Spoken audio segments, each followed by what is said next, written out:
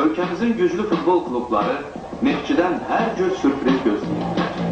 Azarkeşlərimiz isə bitirilmiş halların əvəzinə hər bir oyunun gərgin idman mübarizəsi şəraitində keçəcəyinə inanırlar. Neftçinin hücum xəttində Cavadov, Əhmədov, Süleymanov kimi oyuncular daim zərbə mövqeyindəyirlər. Təəssüf ki, başqa oyunlarda olduğu kimi yenə də gol sevinci uzun çəkir. Hakimlər Neftçinin qapısına 11 metrlik cərmə zərbələrini səxavətlə təyin edirlər.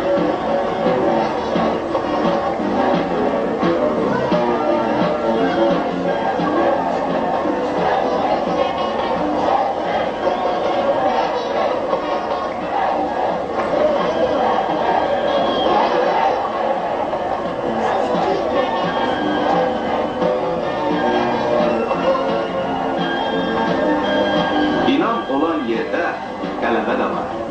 Kiyevin Dinamo komandasının qapısına ikinci gol belə vurur. Məhz belə qələbələrin sayəsində Neftçi ölkəmizin 10 güclü komandası sırasına çıxdı.